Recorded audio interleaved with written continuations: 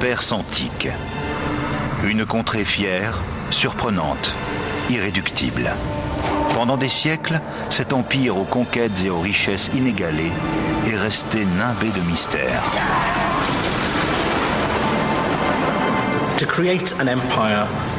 Pour créer l'empire le plus vaste de l'époque, il fallait forcément des compétences militaires. De la Méditerranée jusqu'en Asie, cette civilisation a été dirigée par des meneurs d'hommes exceptionnels, ambitieux et tout-puissants. Cyrus le Grand est l'un des rares à mériter cette épithète. L'Empire perse a enfanté d'incroyables merveilles telles que le monde n'en avait jamais vues. Des palais somptueux au milieu du désert, des routes, des ponts et des canaux. Tout le monde a entendu parler du canal de Suez, mais du canal de Darius.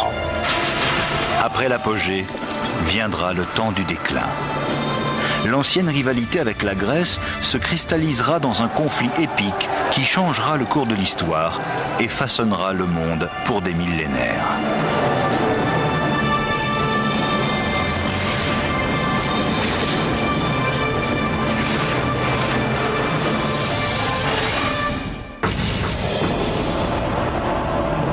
« 330 avant Jésus-Christ.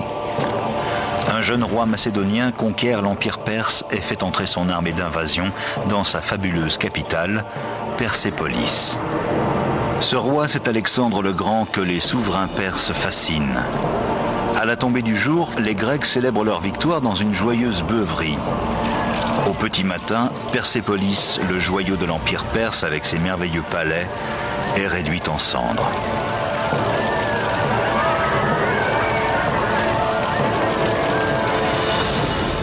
Plus de 2500 ans plus tard, ces colonnes, encore debout, témoignent du développement vertigineux que cet empire oublié a connu. Pour moi, la Perse, c'est le luxe, les riches tapisseries, les splendides tapis et la grosse peluche qui sert de chat à ma mère. Mais c'est aussi un roi formidable, Cyrus le Grand, défenseur de la tolérance religieuse et culturelle, qui a libéré les Juifs de Babylone. Je suis Peter Weller. Bienvenue en Perse. Vers l'an 4000 avant notre ère, deux tribus nomades se fixent sur le plateau iranien, les Mèdes au nord et les Perses au sud. Par nature, elles se soucient plus de survie que de conquête. En se sédentarisant, elles doivent apprendre à cultiver ces terres. Mais pour cela, il leur faut trouver de l'eau.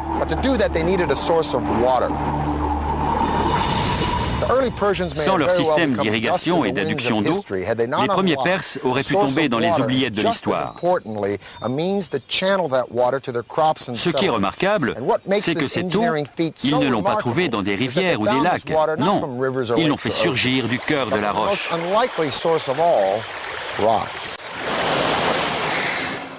La Perse est née sur une terre rude et inhospitalière, à force de génie et de détermination.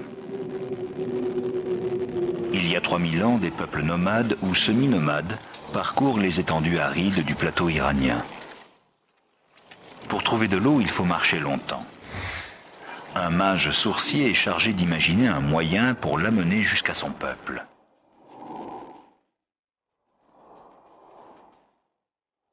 Armés d'outils rudimentaires, ces hommes vont poser le premier jalon de l'Empire. Un réseau révolutionnaire de canaux souterrains appelé Qanat. Ils exploitent la topographie du pays pour capter l'eau des monts Elbourz.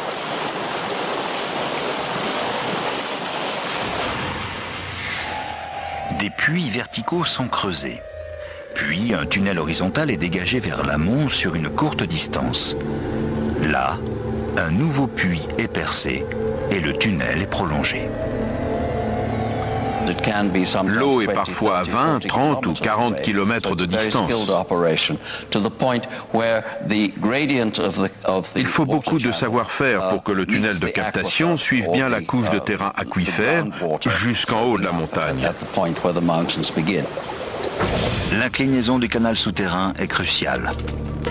Une unité d'élévation pour 100 unités à l'horizontale. Pas trop raide pour ne pas éroder le lit du canal souterrain et pas trop plate pour que l'eau puisse s'écouler. 2000 ans avant les célèbres aqueducs de la Rome antique, les Perses amenaient l'eau sur de longues distances dans des régions chaudes et arides, avec un minimum de fuite et d'évaporation.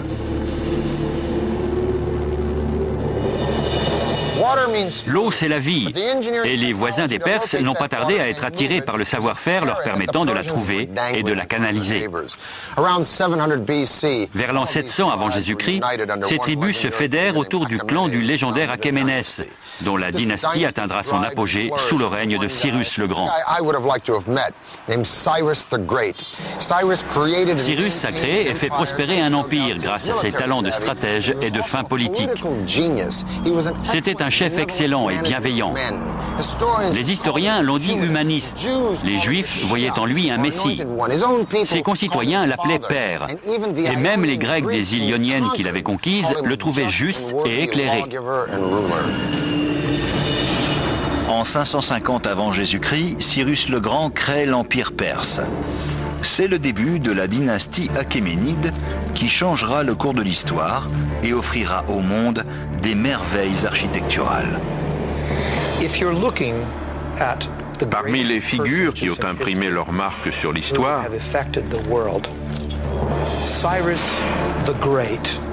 Cyrus le Grand est l'un des rares à mériter cette épithète, à mériter d'être appelé le Grand.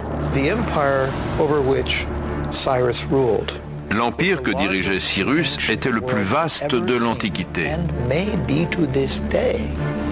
peut-être même de tous les temps.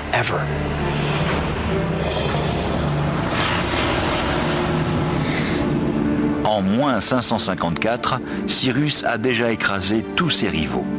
Il est désormais le maître incontesté de la Perse. L'heure est venue de conquérir le monde. Pour son empire, il veut une capitale magnifique, digne de son envergure croissante. En moins 550, Cyrus lance un projet de construction extrêmement ambitieux, celui de la première grande capitale de l'Empire perse, Pasargade, sur le territoire de l'Iran actuel. Cyrus était un bâtisseur d'un nouveau genre. Il voyait les choses en grand. On retrouve dans ses projets architecturaux des emprunts aux techniques rencontrées lors de ses conquêtes. Les Romains ne feront pas autrement quelques siècles plus tard. Ils emprunteront les meilleures idées des cultures des peuples soumis, se les appropriant pour les développer de façon originale. À Pasargade, on ressent l'influence de contrées aussi lointaines que l'Assyrie, l'Égypte ou les cités d'Asie mineure, à des milliers de kilomètres. Il y avait des tailleurs de pierre, des menuisiers, des briquetiers, des sculpteurs de bas-relief, et on sait qu'ils venaient de tout l'Empire. Aujourd'hui, plus de 2500 ans plus tard, il ne reste que des ruines de ce qui fut autrefois une capitale rayonnante, la première de la Perse. Deux palais extraordinaires entourés de jardins et d'un parc majestueux faisaient l'orgueil de la ville. C'est là qu'apparaît le premier Péridésa, d'où découle le mot paradis, et qui n'est autre que le somptueux jardin persan, avec son plan en croix caractéristique. Près de 100 mètres de canaux en calcaire relient des petits bassins disposés tous les 15 mètres. Les jardins paradisiaques de Pasargade en inspireront beaucoup d'autres de par le monde, et ce, pendant les 2 millénaires qui suivront.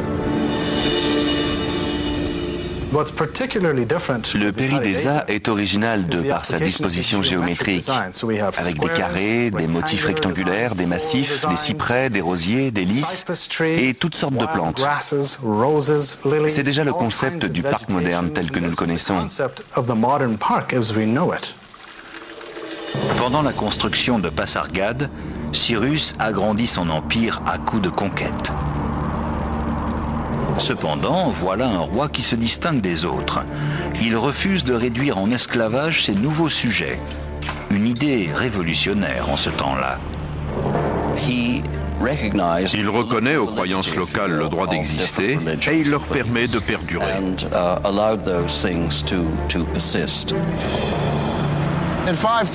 En moins 539, Cyrus prend Babylone, mais choisit d'entrer dans la ville en libérateur, venu sauver le peuple du despotisme. Il y accomplit un acte sans précédent.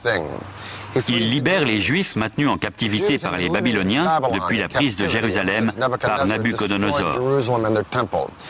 Bien sûr, on peut dire avec le recul que Cyrus cherchait à créer un État tampon entre son empire et l'Égypte hostile. Et après, avant lui, personne n'avait jamais fait une chose pareille, ni après lui d'ailleurs. Voilà pourquoi il est le seul gentil de la Bible à être qualifié de Messie. Un éminent humaniste d'Oxford m'a dit un jour, Cyrus a toujours eu bonne presse. C'est une remarque très pertinente. Hélas, avant de pouvoir lancer la campagne qui aurait fait de la Perse la superpuissance de l'Antiquité, Cyrus le Grand meurt sur le champ de bataille en 530 avant Jésus-Christ. Il n'a pas vécu assez longtemps pour montrer toute sa valeur. C'est un peu comme Jules César. Lui aussi est mort trop tôt, assassiné avant d'avoir unifié l'empire qu'il avait conquis.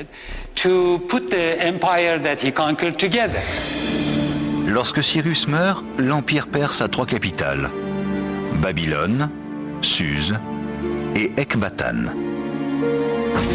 Mais il a choisi d'être enterré à Pasargade, la ville qu'il a créée, dans une tombe qui lui ressemble.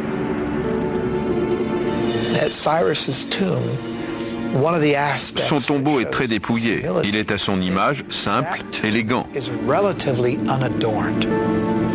Cela montre l'humilité de cet homme. Les architectes de Cyrus ont conçu un ouvrage très épuré en pierre de taille. Sur une terrasse de dalles rectangulaires, ils ont installé des rampes et des poulies pour ériger un mausolée de près de 11 mètres de haut.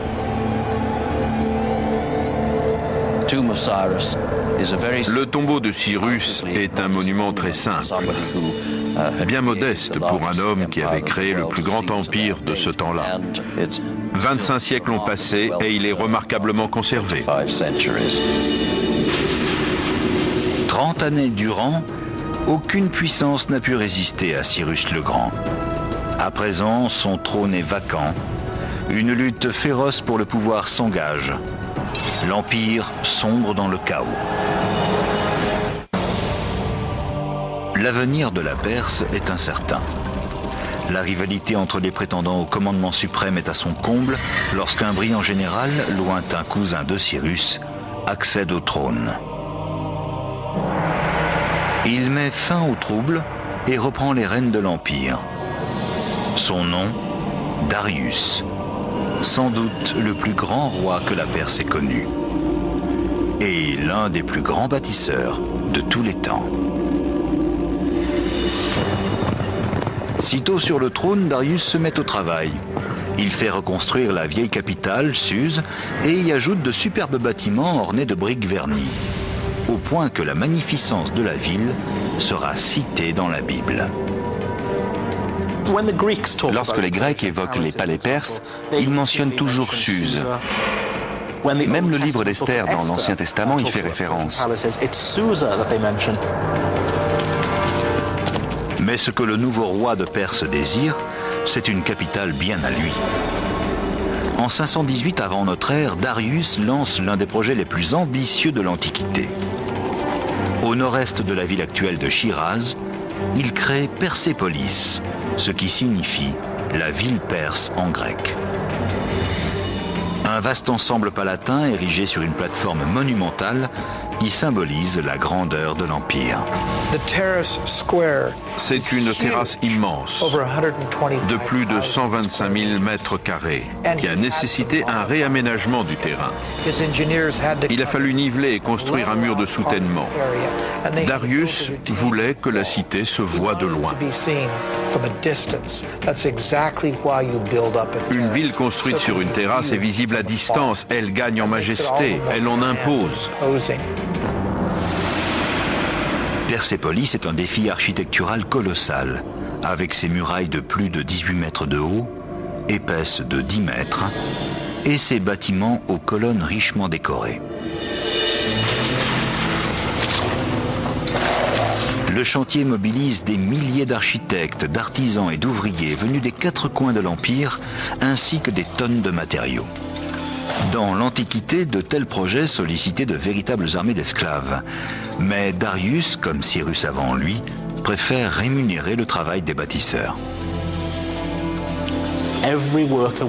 Chaque ouvrier recevait son dû. Chaque ouvrière aussi, puisqu'il y avait des femmes. Tous étaient payés en fonction de leurs tâches. Aucune dépense n'est épargnée. Persépolis sera un monument à la gloire de la Perse. Il ne faut pas oublier d'où viennent les Perses. À l'origine, c'étaient des tribus nomades qui vivaient sous la tente et élevaient le camp du jour au lendemain. Peu à peu, ils ont amélioré leurs tentes. Et c'est ce qu'on retrouve à Persépolis. Le palais de la Padana n'est ni plus ni moins qu'une sorte de tente en pierre.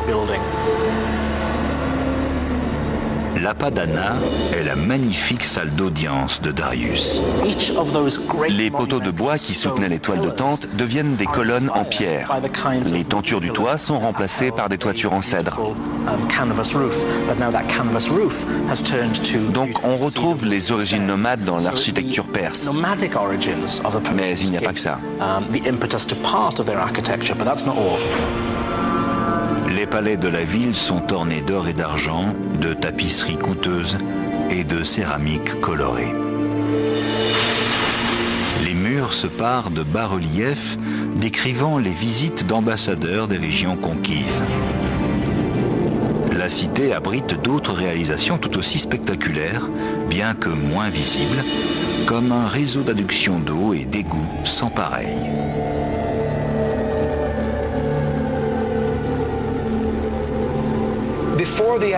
Avant de niveler le sol, les ingénieurs de Darius ont construit un système d'égout qui a ensuite été recouvert. L'eau, elle, arrivait par le réseau de canal.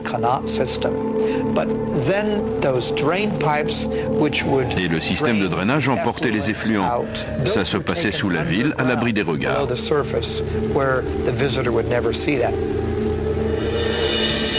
Parallèlement à sa campagne de grands travaux, Darius poursuit l'expansion de l'Empire. Sous la conduite éclairée de son roi, la Perse devient un empire gigantesque. Elle englobe les territoires actuels de l'Iran et du Pakistan, des bouts d'Afghanistan, l'Arménie, la Turquie, l'Égypte, la Syrie, le Liban, la Palestine, la Jordanie, une partie de l'Asie centrale. Un sacré territoire. Pour relier les confins de l'Empire, Darius décide de lancer deux projets audacieux. Une route de près de 2500 km et un canal entre la mer Rouge et la Méditerranée.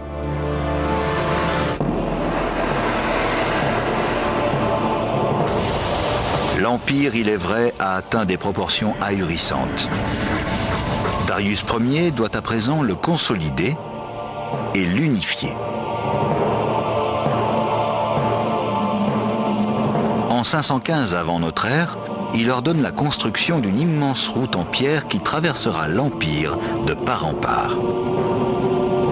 Longue de près de 2500 km, reliant Suse à Sardes, elle reçoit le nom de Voie royale. C'était un exploit en soi. La voie franchissait des montagnes, des forêts, des déserts. Le sol était damé pour le durcir. Il n'avait pas d'asphalte, mais il savait tasser du gravier sur la chaussée. Une route en pierre est indispensable dans les zones où l'eau affleure. Cela évite de se retrouver prisonnier de la boue. Mais pour ça, il faut surélever la route et disposer une première couche de matériaux capables d'absorber l'eau sans que la chaussée soit emportée.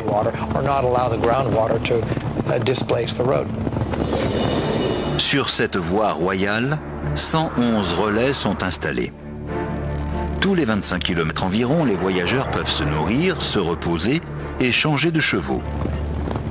Leur sécurité est assurée par des gardes postés le long de la route. J'ai quelques questions pour mon ami Lloyd Llewellyn Jones. Voyager sur cette voie était-il sans danger? Grosso modo, oui. Darius réussit là une chose extraordinaire. Rendez-vous compte, nous sommes ici en Turquie, et bien la route partait d'ici et menait directement au cœur de l'Iran. Pas mal. C'était rapide? Si on voyageait à cheval et qu'on changeait de monture à chaque relais, tous les 25 km, on y arrivait en 6 ou 7 jours. Donc on pouvait transmettre des messages. Bien entendu, sans compter que pour le commerce, c'est l'idéal. En plus, ce n'est pas une route toute simple. Son tracé franchit les cours d'eau, comme le Tigre. À l'aide d'un bac? Tout à fait. Elle s'accroche au flanc des montagnes, longe des rivières. Elle n'a pas de système de drainage comme les voies romaines qui viendront plus tard. Donc pas de caniveau? Non, rien de la sorte. Elle faisait environ 6 mètres de large avec des gravillons par-dessus. L'idéal pour les chevaux et les attelages. C'était une voie rapide. Merci de nous avoir éclairés sur cette route incroyable.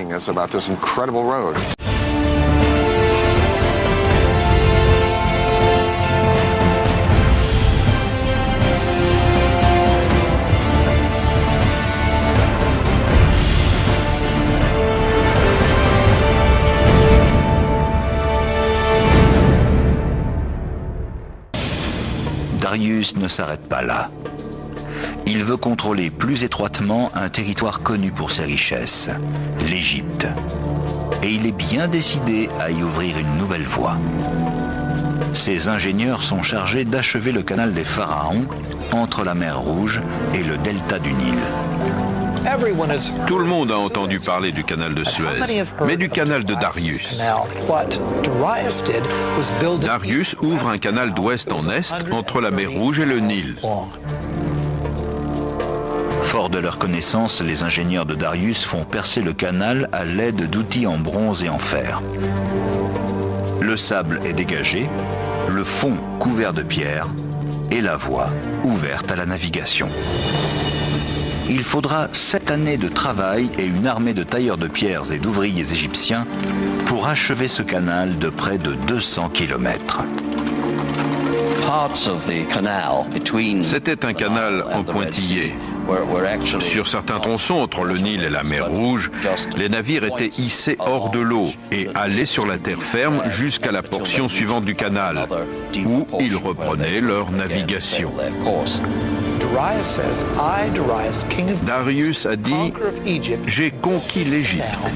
J'ai ordonné que ce canal soit creusé depuis le Nil jusqu'à la mer Rouge et des bateaux y ont navigué. »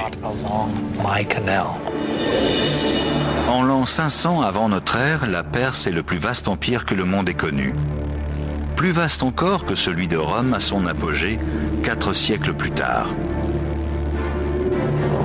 L'appétit de conquête de ce royaume invincible commence à effrayer une puissance émergente de la Méditerranée, celle des cités-États grecques. Un peu de géographie. Derrière moi, c'est la mer Noire. Là, c'est le détroit du Bosphore. Ici, je suis en Asie. Et de l'autre côté, là-bas, c'est l'Europe. En 494 avant Jésus-Christ, Darius soumet quelques villes de la côte turque qui se sont soulevées, soutenues par Athènes. Pour donner une leçon à cette dernière, il décide de l'attaquer. Mais comment faire? Il doit traverser le détroit. Pour cela, il jette un pont flottant sur des bateaux rangés bord à bord entre ces deux promontoires. Hérodote raconte qu'ainsi 70 000 hommes ont pu être lancés contre la Grèce. Incroyable! Les ingénieurs perses relient les deux rives du Bosphore en échouant des navires côte à côte en guise de fondation. Puis, ils construisent une route au-dessus, entre l'Asie et l'Europe. La chaussée était en planche, posée sur une couche de terre battue ou de bois sec, qui assurait la stabilité de l'ensemble.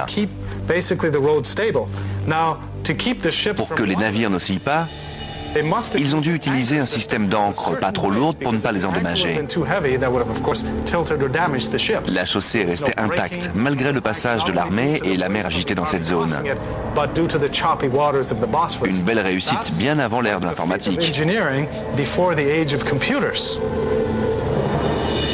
Fin août de l'an -490. Darius est entré en Grèce. Il a déjà pris la Macédoine. À présent, il s'apprête à combattre le général grec Thémistocle et son armée d'Athéniens et de Corinthiens à Marathon. Les Perses sont nombreux, 60 000, 140 000 hommes, voire plus selon la propagande des uns ou des autres. En gros, les Grecs se battent à 1 contre 10. Selon Hérodote, le soldat Phidippides fut envoyé à Sparte pour chercher de l'aide avant la bataille de Marathon. Il y parvint le lendemain de son départ d'Athènes, après avoir parcouru au moins 200 km. Les deux armées se font face de part et d'autre d'une vaste plaine. L'affrontement paraît favorable aux Perses, plus nombreux. La première guerre médique commence. Un petit groupe de Grecs attaque l'ennemi, semblant se jeter dans la gueule du loup. Mais le reste des forces grecques se divise en deux et ouvre deux autres fronts.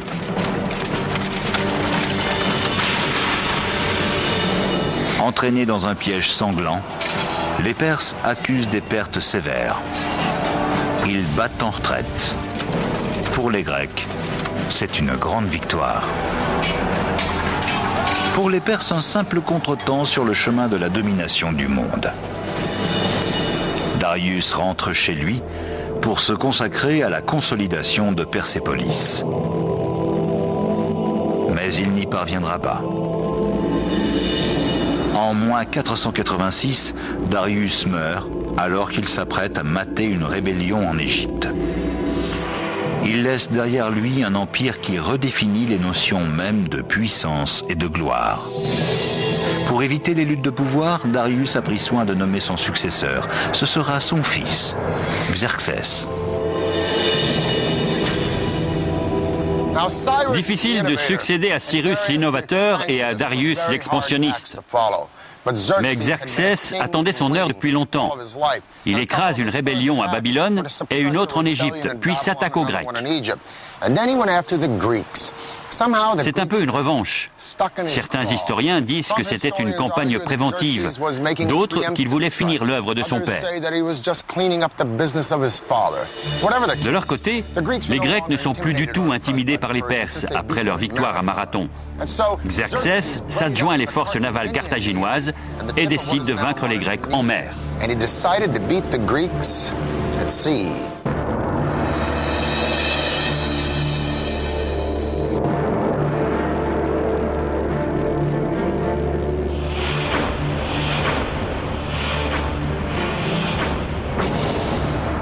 Voilà 10 ans que les Grecs ont défait les Perses à Marathon. Xerxès, le fils de Darius, règne sans partage sur son empire et il veut venger l'affront. La Grèce commence à peine à s'imposer. Cette coalition de cités-États très différentes, démocratiques ou tyranniques, trouve sa cohésion dans une même haine de la Perse. Une nouvelle guerre médique se prépare. Son issue, changera le cours de l'histoire. Pour les Grecs, tous les peuples étrangers étaient des barbares. Le clivage entre Est et Ouest, qui continue aujourd'hui, a commencé avec les Perses et les Grecs. Dans l'histoire militaire, l'invasion perse de la Grèce est un fleuron de stratégie et de technique. C'est une attaque massive, avec un assaut sur terre et sur mer, qui nécessite des trésors d'ingéniosité. Xerxès veut que ses forces entrent en Grèce par l'isthme de Corinthe. Le roi ordonne à ses ingénieurs de trouver le moyen de percer les défenses grecques.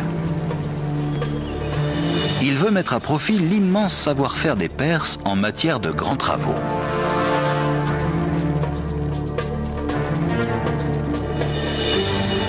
Un défi encore plus grand attend les généraux et les architectes de Xerxès. L'immense armée perse doit franchir le détroit des Dardanelles, large de 2,5 km. Aujourd'hui encore, on reste ébahi devant l'audace du génie militaire perse. S'inspirant des exploits de son père, Xerxès ordonne la construction d'un double pont flottant traversant le détroit, qui surpassera celui que Darius avait jeté au-dessus du Bosphore. Les Perses ont aligné 674 bateaux bord à bord.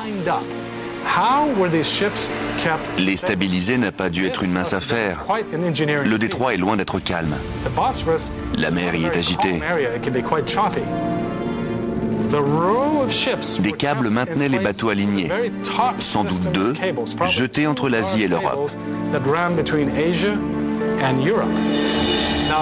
Les troupes qui ont emprunté ce pont étaient très nombreuses, 240 000 hommes peut-être. Les cordages donnent au bateau un minimum de flexibilité pour résister à la mer turbulente. Le pont est segmenté en paires de bateaux reliés par des planches. Ainsi, la chaussée flottante peut épouser les vagues et absorber la houle. Puis, les ingénieurs perses construisent une plateforme au-dessus des bateaux. Dernière étape, l'installation d'une chaussée. C'est une véritable route qui franchit l'Hellespont. N'oubliez pas que des milliers de cavaliers, dont certains lourdement cuirassés, ont dû emprunter ce pont. Le système était incroyablement stable.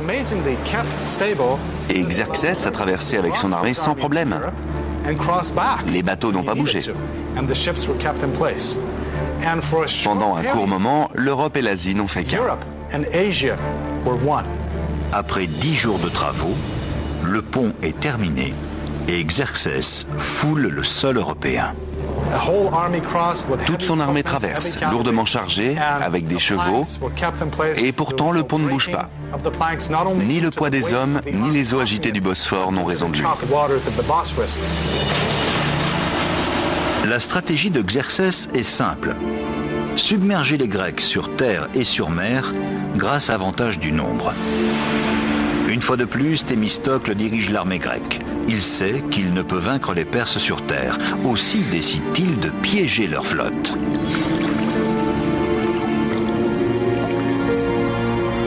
À l'insu des Perses, il quitte le champ de bataille avec le gros de ses troupes, ne laissant que 6000 Spartiates derrière lui. Les Grecs choisissent le lieu du premier affrontement, les Thermopyles, un col de montagne si étroit qu'il ne peut être franchi que par un chariot à la fois.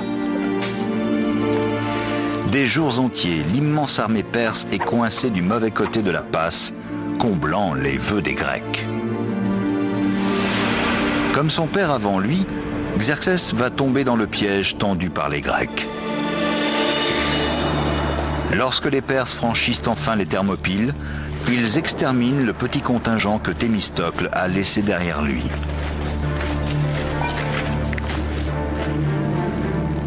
Mais lorsque Xerxès parvient à Athènes, c'est pour la trouver déserte. Convaincu d'avoir été dupé, il décide de se venger. Alors que des générations de rois perses se sont distingués par leur tolérance, il donne l'ordre de brûler Athènes.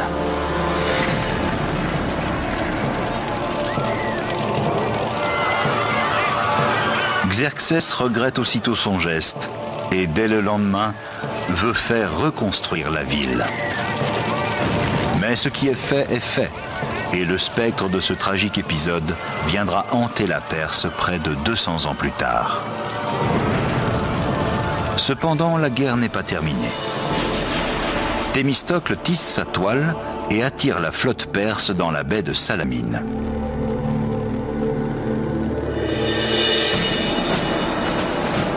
Là, il lance une attaque surprise. Le piège se referme sur les navires de Xerxès, incapables de manœuvrer dans l'étroite baie. Les Grecs lancent leur puissante trirème contre l'ennemi. C'est une victoire décisive. Xerxès rentre chez lui vaincu. Désormais, la Perse n'est plus invincible. Seul instant de grâce de la défaite de Salamine, Artémise, reine d'Halicarnasse, participe au combat à la tête d'un navire. Elle feinte les Grecs et parvient à prendre la fuite. Sa bravoure impressionne Xerxès, qui se serait écrié « Mes hommes sont devenus des femmes et mes femmes des hommes ». Les guerres médiques marquent le début de l'âge d'or d'Athènes. L'empire perse, lui, vacille. Ce sera un jeune prince, fervent admirateur des grands souverains perses, qui lui portera le coup fatal.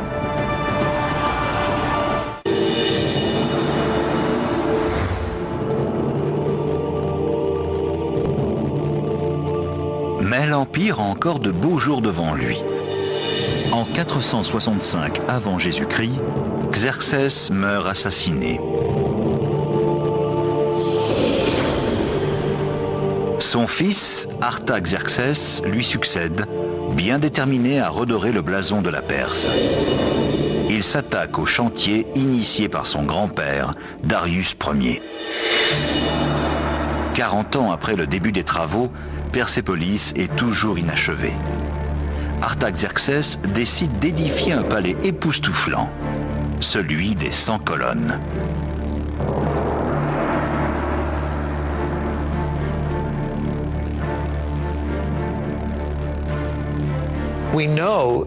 Ce palais a la forme d'un carré presque parfait de 60 mètres de côté. Les colonnes de Persépolis ont ceci de remarquable que lorsqu'on regarde leur fût monté à plusieurs mètres de hauteur, on ne voit pas une pierre qui dépasse. Rien. Elles sont parfaitement verticales. À l'époque, ils travaillaient avec des outils primitifs, des mailles en pierre et des ciseaux en bronze. C'est tout. Mais les cannelures sur les colonnes sont taillées avec une telle précision qu'on y voit la marque d'artisan de grand talent. Les colonnes sont constituées d'un empilement de segments appelés tambours. On installait des échafaudages autour de la base de la colonne, puis à l'aide d'une grue, on mettait chaque tambour en place.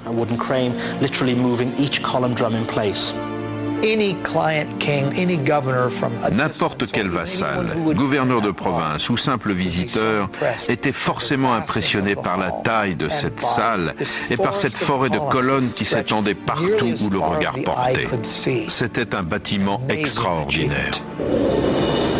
Aux confins de l'Empire, un autre bâtiment va devenir l'une des 7 merveilles du monde. En l'an -353, l'épouse du roi Mosol fait édifier un tombeau de toute beauté en hommage à son défunt mari.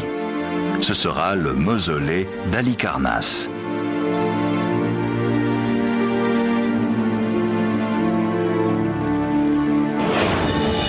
Ce monument de marbre de 40 mètres de haut abritait une grande cour intérieure. L'édifice supportait une pyramide et était flanqué d'escaliers menant symboliquement au paradis. Plus de 2500 ans plus tard, le tombeau du président américain Grant à New York a été bâti selon le plan du mausolée d'Halicarnasse. IVe siècle avant Jésus-Christ, les Perses sont les maîtres du savoir-faire le plus raffiné qui soit. Pourtant, au pied des colonnes, sous les palais éblouissants, les fondations de l'Empire vacillent. Et l'ennemi est à sa porte. Lorsqu'Athènes soutient une rébellion en Égypte et que les Grecs occupent la ville de Memphis, Artaxerxès quitte Persépolis. Il lance une campagne pour chasser les intrus et ramener l'Égypte dans le giron perse. Ce sera la dernière grande victoire perse. En 424 avant notre ère, Artaxerxès meurt. Le pouvoir est laissé vacant. 8 décennies de lutte intestine et d'abandon rongent l'Empire. Pendant que la Perse s'embourbe dans les conflits et la corruption, un jeune prince macédonien étudie Hérodote et le récit de la vie du héros perse Cyrus le Grand. Cela lui donne envie de conquérir le monde. Son nom, Alexandre.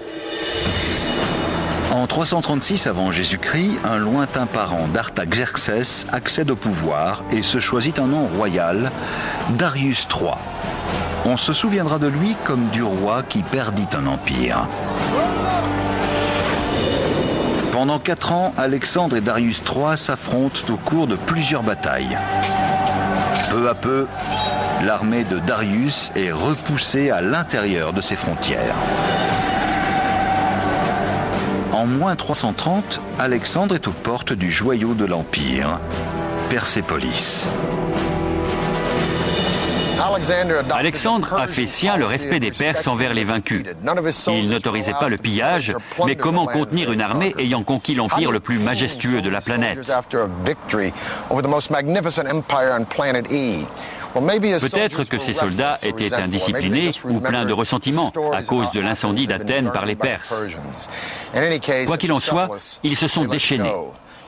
Après avoir fêté la victoire, ils ont pillé le trésor. Et malheureusement, ils ont mis le feu à la ville.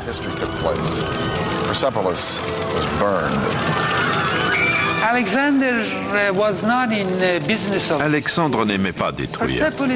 Persépolis a sans doute été brûlé pour le symbole. C'était un geste symbolique, pas destructeur.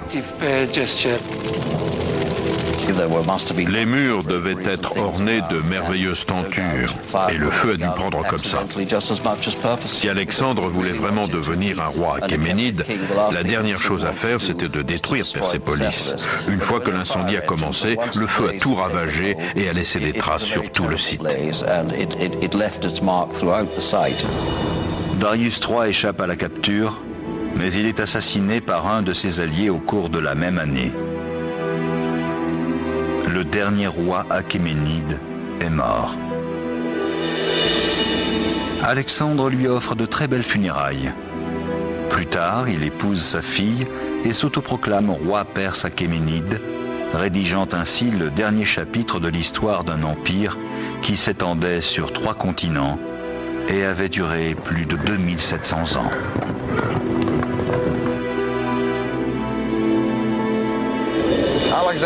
Alexandre, qui admirait les rois perses, poursuivra les assassins de Darius et les exécutera lui-même. Pour lui, seul un roi pouvait tuer un autre roi. Qu'aurait-il tué Darius? Probablement pas, car Alexandre n'a pas créé un empire. Il a conquis celui que Cyrus avait fait naître. Son génie a été de récupérer et d'utiliser la Perse, qui existait bien avant sa naissance. Un empire qui a légué au monde une culture, un raffinement et un luxe qui perdureront bien après la mort d'Alexandre. C'était Peter Weller.